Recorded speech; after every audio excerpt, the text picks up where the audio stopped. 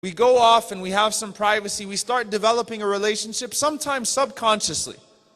Sometimes it comes through an MSA, through an organization, through YM, maybe whatever it is. And we start sending Facebook messages to each other, and we start adding those little smiley faces all the time. And we start saying different things. We start becoming a little bit more flirtatious. We start laughing a little bit more with each other. We start developing feelings for each other. And it's kind of understood that, you know what, I'm going to marry you and you're going to marry me. Now the problem with all of that is that you start talking and you're still convincing yourself, or rather Shaitan is telling you, look, you're not doing anything wrong. Alhamdulillah, you didn't do this. And then when you do that, then Shaitan says, well, it could have been a lot worse. Alhamdulillah, you didn't do that. So, you start talking, you start meeting in public, maybe with a group of friends. Then you start meeting alone. Then you start tapping each other on the shoulder. Then you start maybe, touching a little bit, but you're not getting completely intimate. Then you go to the parents. You see the problem with the equation here? Then you go to the parents and you act like nothing ever happened. And then the daughter says, Dad, this guy wants to marry me.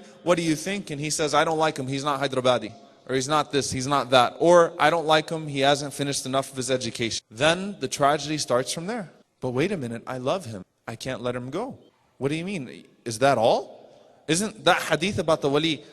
Can I find something in the Hanafi fiqh that says I don't need a wali? How can I get around my parents now? Let me find an imam who's going to do this marriage. Let me see how I can get around this now. You start creating your own fiqh and customizing your relationship with Allah to conform with a haram relationship that you already established with someone else. And then you want to say Islam is not fair. Why does Islam say that the parents have this authority? Why does Islam say this? Why does Islam say that? Why is this happening to me? But I love him. I love her. I can't let it go. You shouldn't have developed the relationship in the first place. If the equation was proper, then you wouldn't have found yourself in the dilemma that you're in. And then you say, but I can't live without her. I can't live without him. It's your fault. You started it.